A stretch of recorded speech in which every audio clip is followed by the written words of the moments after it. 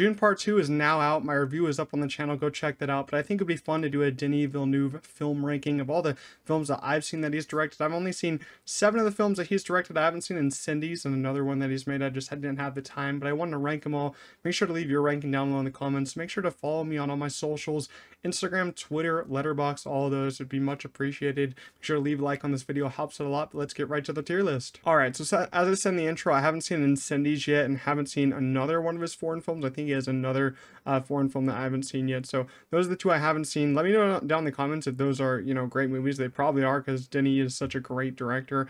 I'm just blown away by this guy's vision. I think he's my second favorite director, like, so far. Chris Nolan is still my favorite. I'm actually planning on doing a video of Chris Nolan versus Denis Villeneuve movies ranked all in one tier list. I think that'd be very fun. Let me know if you guys would watch that. But let's get started. First up, we got Sicario. Sicario is a movie that took me by surprise when I first watched it. I was kind of blown away by this thriller. It's just a, you know, 100% thriller, like a crime thriller. And, you know, the performances, I think, are what sell that, you know, make this movie the most. I mean, I love Denis' direction. I think the performances and the script are 100% the best things about this movie. And it's just such an intense thriller. I just love when thrillers are not scared to go scary and intense. In this one, they weren't scared to do that, because it's like a very R-rated thriller.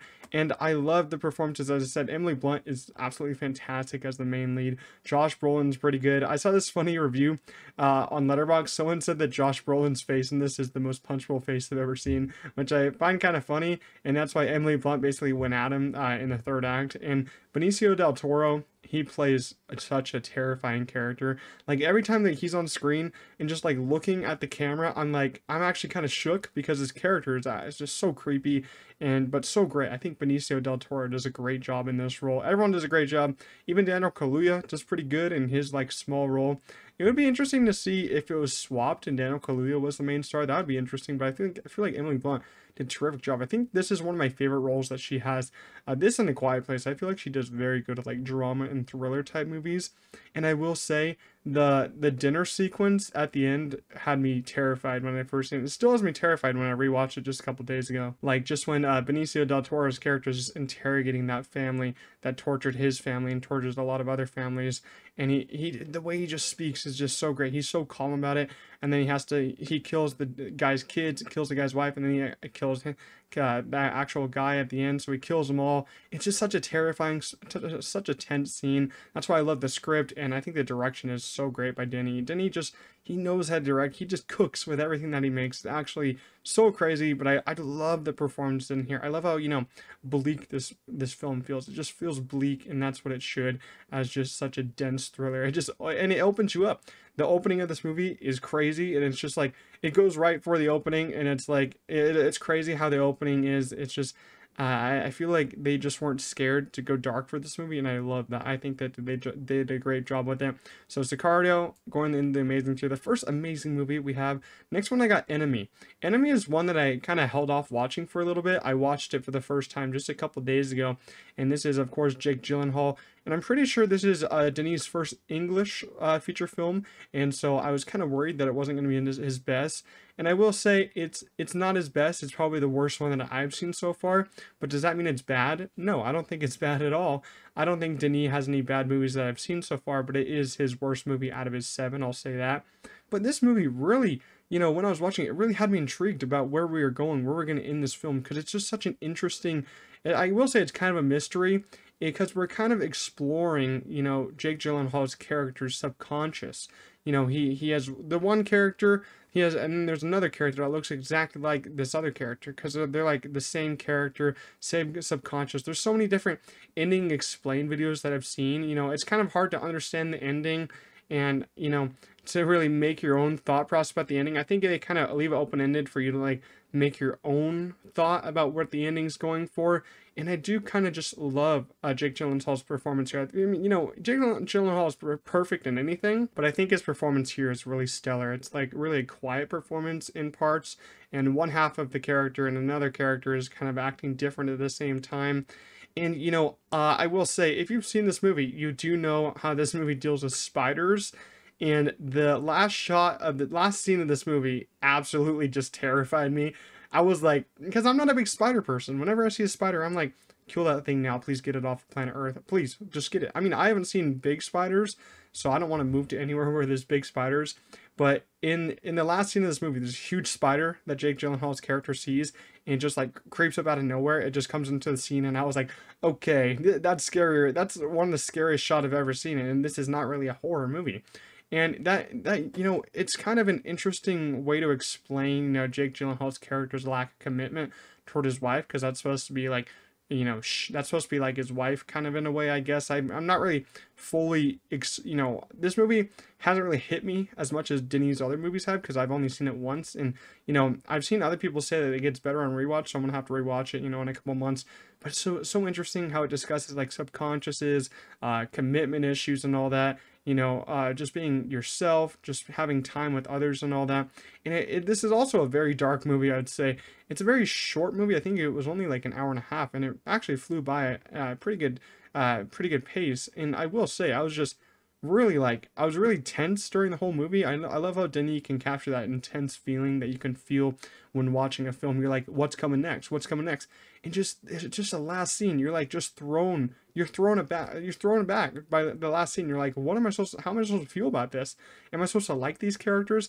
Like these characters especially Jake Gyllenhaal's character has so many flaws in him, and it's so interesting to see that subconscious and how it works, how lack of commitment deals with your life and all that. So Enemy, just, you know, it's a crazy film. I don't recommend it to everyone because it's not going to work for everyone, but you know, I liked it a lot, so I'm going to put it in the good tier. Dune Part 1 is our next one, and I'm going to have a fun time talking about this one.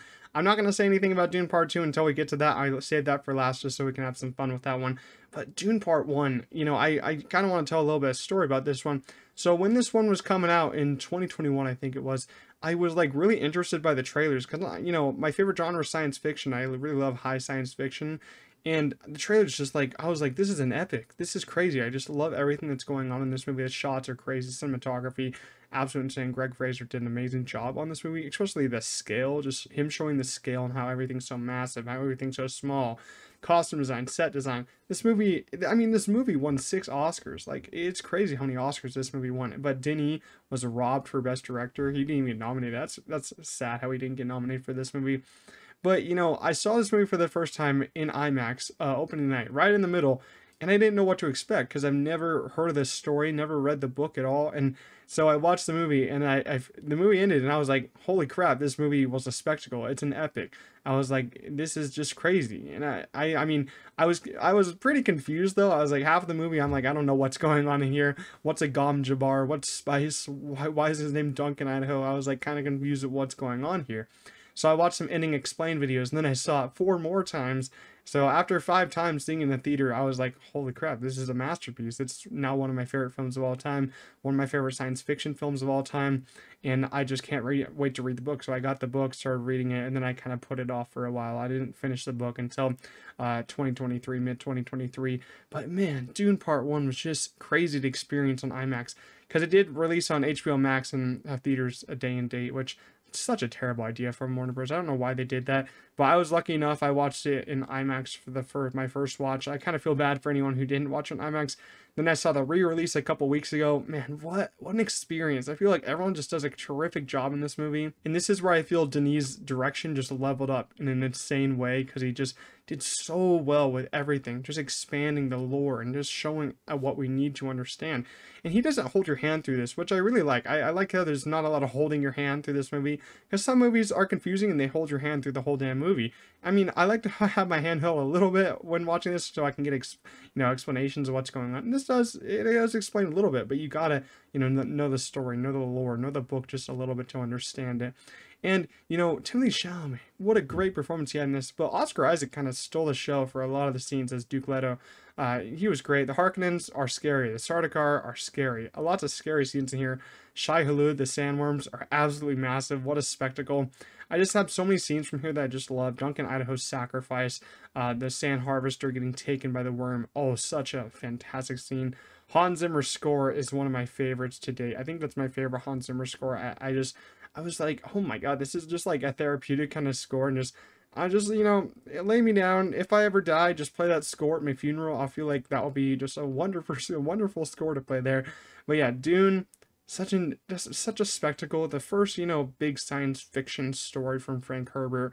A lot of other science fiction stories took a lot from this, like Star Wars and all that. So Dune, it's of course going in the amazing tier. Then we got Blade Runner 2049. This is one that I was kind of sad that I wasn't a big movie fan when this came out. I think this came out in 2017, and I didn't get to see this one in theaters. And I know this one flopped, and I feel like this is one of the best movies that flopped at the box office, which is kind of an odd achievement to say. But man, is this movie just amazing. It might be like my third or fourth favorite science fiction film of all time. It is terrific, and it of course has my favorite actor in it, Ryan Gosling. That's literally me. Ryan Gosling's literally me, so why wouldn't I love this film? And Kay is such a great, complex kind of character. Of course, he's a Blade Runner, so he's not a real human, but he has a lot of complex emotions going on with him during this movie. And can we just talk about how hard it is to, make a sequel to an already amazing film, the original Blade Runner? And Denis somehow made a sequel, Blade Runner 2049, that's even better than the original.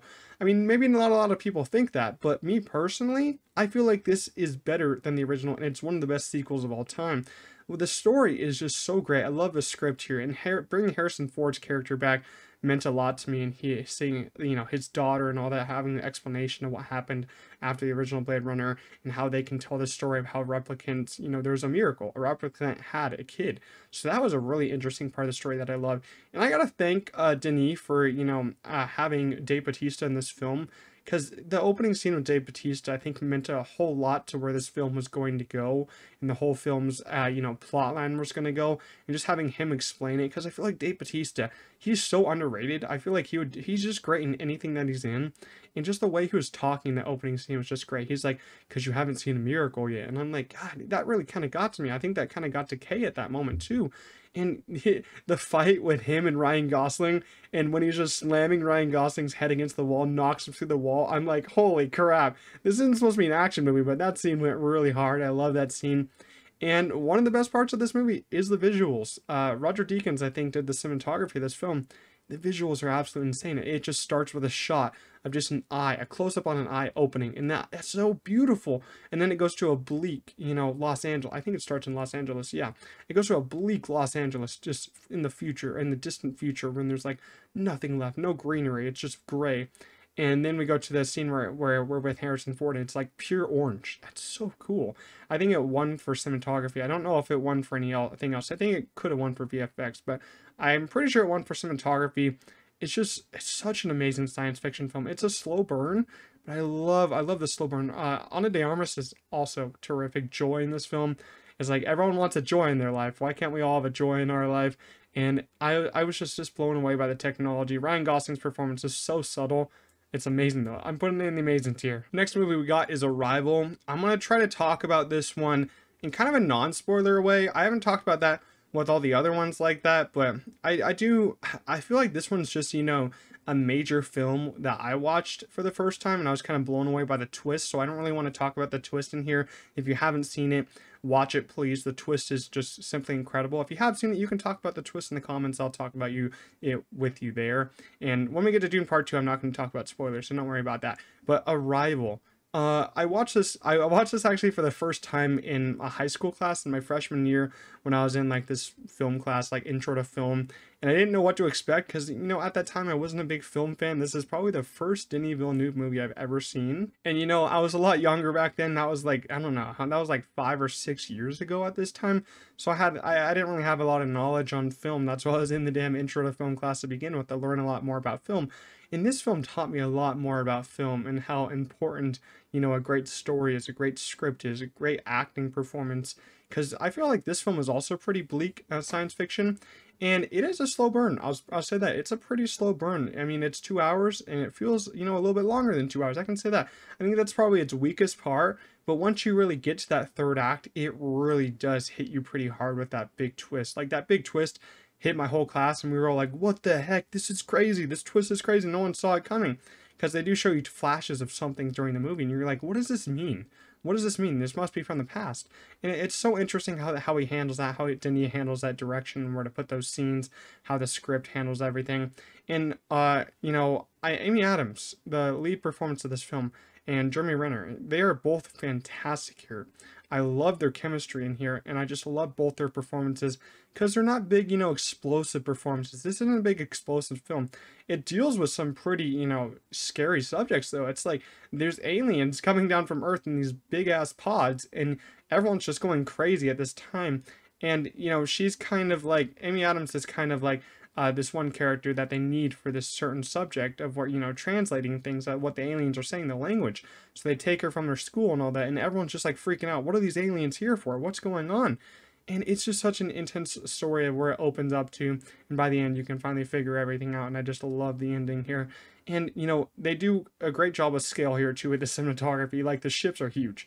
They're huge, and how they work when they finally go into the ships, and how like the gravity works in there. It's so interesting how that all worked out, and how they first show the aliens at first, how the aliens look. It's so interesting, so original. I love the ideas that were built here. But yeah, going back to Amy Adams, she wasn't even nominated for an Oscar for this performance, which is absolutely insane.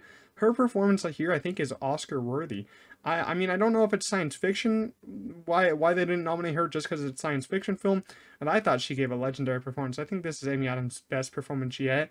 I was just blown away by it, and I'm blown away by, her reaction to the reveal and everything that happens with her character in the last 20 minutes. Last 20 minutes just kind of blew my mind on first watch. It's kind of this movie is kind of a movie I watch on a rainy day because it just feels like that type of movie like you watch when it's dark outside. You watch it at night because it's just so scary, and it has no right to be that scary. But it's just like, what would happen if these random aliens just popped up all around Earth? You don't speak their language. You need translators for that. What are they doing here? What do they mean? Is it a gift? Is it a threat? That's really the most important part of the movie. And once you hit the twist, blew my mind. It blew my mind. It's an F twist. Denny just, built and built just to this twist, showing you the little steps to find out. And it's so brilliant when it finally happens. So if you haven't seen it, watch the damn movie. It's amazing. So it's going in the amazing tier. Last one before Dune Part 2 is Prisoners. Prisoners is, I think this is the second Denis Villeneuve movie that I've ever watched. I, of course, wasn't watching this in the movie theater. I watched it at my house on my TV. But man, I love this movie so much. This is such a tense mystery thriller that I was just not prepared for. It has two all-star performances from Hugh Jackman and Jake Gyllenhaal. Jake Gyllenhaal's kind of haircut in here just was kind of crazy. I was like, oh my god, what is this guy's haircut? And his character's name is Loki. Every time they say his name in here, I'm just thinking about Loki from Marvel. I don't know. Marvel corrupted me. I just think of Loki as the Loki from Marvel. It's crazy. And then, but, and I think everyone knows about this movie. And, everyone hears on TikTok when you see those funny TikToks of like the best performances of all time. And you hear you see Hugh Jackman in that one scene. He's like, "Where's my daughter? Where's my daughter?" Like everyone knows. Everyone knows where that sound is from. It's from this movie when he's smashing the sink with the hammer and they're, torturing Paul Dano's character, Alex. Well, Alex is who we think he actually is, but he's not actually Alex at this point. And, I find this movie to be actually kind of sad at times once you finally finish it and once you watch it in a second time, because, Hugh Jackman's daughter gets taken and another family's daughter gets taken. Viola Davis's daughter gets taken. So two different families' daughters get taken, but it's mostly about Hugh Jackman's daughter at this point. And, he calls the police. They're like, my daughter's missing. Go find her. And Detective Loki comes on the scene, Jake Gyllenhaal. He finds, this camper with Paul Dano's character and Alex. And they're interrogating him. Loki's interrogating him in the police station. And, we see this weird thing going on where Alex is like, he can't really talk for himself. He's kind of just having a hard time. He seems to be acting like Jake Gyllenhaal's character said in the film, like he has an IQ of a 10-year-old. And Paul Dano plays this role perfectly. I don't know how this movie didn't get like any Oscar nominations. I don't know what was happening that year. Denis just doesn't have the best of luck in getting Oscar nominations except for Dune. But man, this movie had some terrific performances, especially from Paul Dano acting, like that traumatized just character that he is. And so it's interesting. And then they let Paul Dano's character go, and Hugh Jackman's mad about this. And so you see this one great scene in this film where Hugh Jackman's character is looking at Alex, and Alex is walking the dog, and he just picks the dog up by the leash and starts choking it. And you're like, what the hell is wrong with this character? This guy needs to stop. He needs to go back to jail. And so Hugh Jackman takes things into his own hands in this movie. Let's just say that. He wants to find his daughter. He really does. So he basically takes Alex captive, which is Paul Dano, and tortures him. Tortures him for like half the damn movie. And Detective Loki, I guess, is trying his best, but there's nothing much he could do. I mean, he didn't try as much as Hugh Jackman did, but but I mean, you can't really torture a guy like Hugh Jackman's character did. And so what makes this movie really sad for me is that, Alex as a character, he really is just a very traumatized kid, because he was kidnapped as a kid. His family's looking for him. His family was still looking for a kid named Barry, and that's who Alex was. His actual name is Barry, and he was kidnapped by that one old lady in the film. And so he was very traumatized as a kid. He was probably beat by these people, by this lady, and he never grew up and to actually learn a lot about the world, learn about a lot about things. That's why his IQ is very low. He can't really speak up while getting tortured from Hugh Jackman, because he's scared to. He's a scared human. He's a scared individual. And I find it so upsetting and so sad to watch it, because Hugh Jackman's character, I guess you could think, he has a right to this torture, but at the same time, he doesn't, because torturing's a horrible thing to do, especially torturing someone that has, gone through so much, has so many issues going on with them. Their brain is just so messed up at this point, because they were taken as a kid. They have not seen their family in so long. They were tortured and all that by other people, and they're a mess with their brain. It isn't working like other people, so he can't really speak up for himself. So he gets punched by Hugh Jackman's character many times. He won't tell anything to Hugh Jackman because he's just scared. He's a scared kid. He's basically still a kid in like a adult body. So I just find that so sad to see that he couldn't stick up for himself. And then what hit me hard, one of the scenes that actually kind of gave me nightmares after watching this the first time was Alex getting tortured in the shower by Hugh Jackman's character, because it was a real torture device. Let's just say that he locked him in a shower where you could only turn it to the hottest setting or the coldest setting, and he basically turned on the hottest setting for a decent amount of time. Let's say that. And if you think about it, Alex was already punched so many times. He had so many open wounds, open scars, like just so much blood all over him. And then he's getting doused with the hottest water of all time into those wounds, just into his whole body. And after watching the movie for the first time, I took a shower and I turned the water all the way hot, and I couldn't hold my hand under there for more than 5 seconds. That is so hot. Like, I gotta let you know, if you want to try that, try it. It's horrible to hold your hand under that hot of water for just 5 seconds. And he was doing that to him for like minutes. And it's absolutely so sad to think about that. And I really gotta respect Denis Villeneuve and the writing team. I don't know who wrote this film, but Denis Villeneuve, for not showing what Alex's character looked like after they rescued him, because Loki and the cops do eventually find him in the housing area and all the apartment complexes. And I gotta respect him for not showing that, because that would be pretty horrifying to see what he looked like, because all the scarring, all the third-degree burns that he must have had after that horrible experience. And it's just sad. It's sad to think about, Barry, his real name, was tortured, was kidnapped once, and then he was basically kidnapped again and tortured again in an even harsher way. Like, that burning sensation must have been horrible to think about. And I gotta respect Denny for not showing that at the end. This is horrible. And I love the performance by Hugh Jackman, but his character, scary, man. He would do anything for his daughter, but scary and terrible things aren't really the way to do it.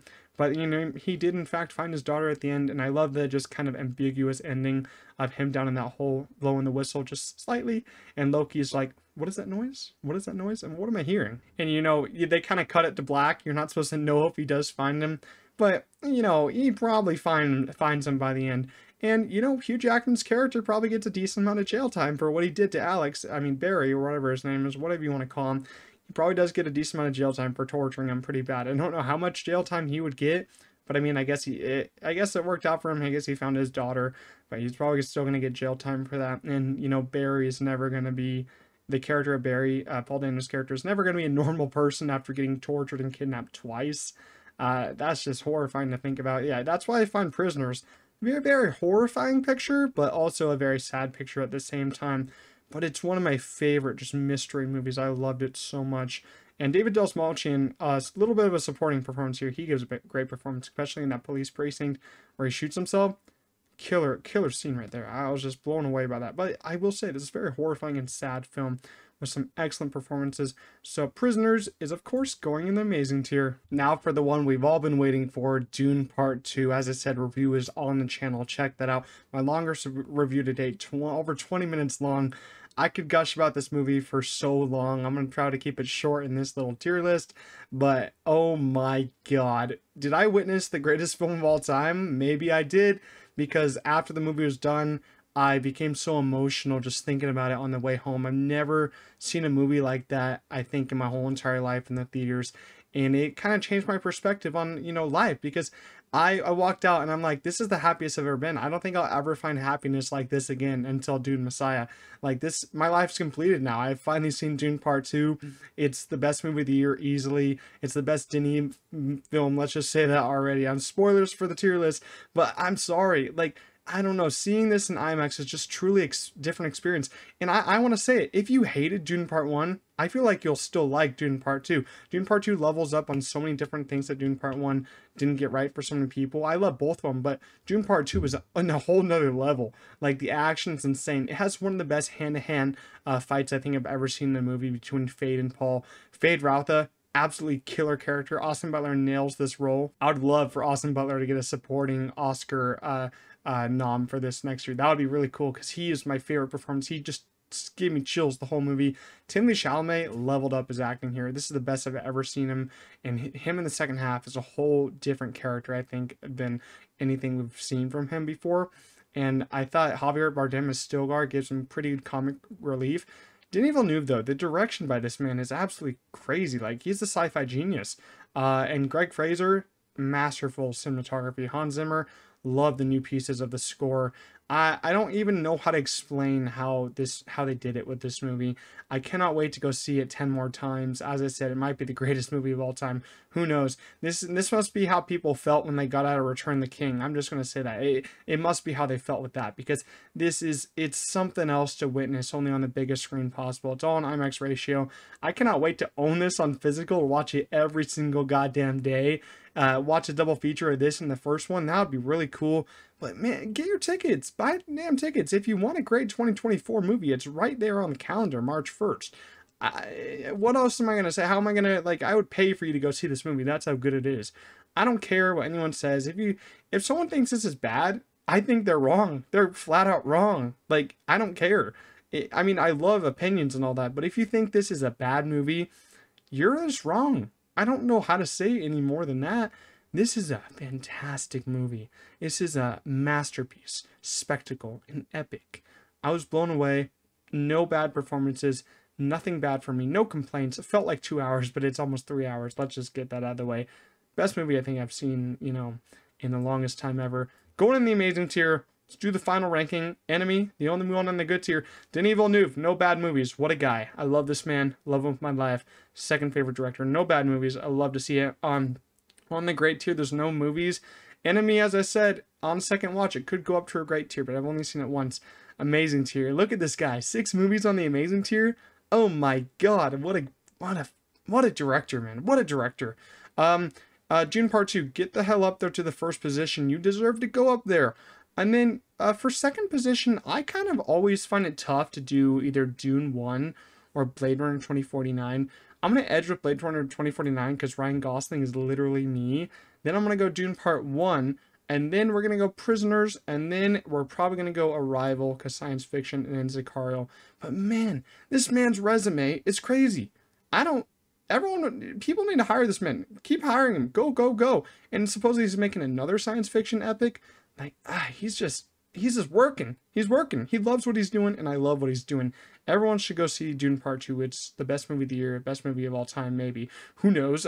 Recency bias, but I'm going to go see it many more times, so I'll figure that out. But man, look at that. Look at those films. He's a sci-fi genius, one of my favorite directors of all time. Well, I think maybe the greatest science fiction director of all time. I don't know. That's up for debate. But if you did enjoy this video, make sure to leave your Denis Villeneuve ranking down below in the comments. Love to see those rankings. But if you did enjoy, as I said, make sure to subscribe. I'll see you guys in the next one. Peace out.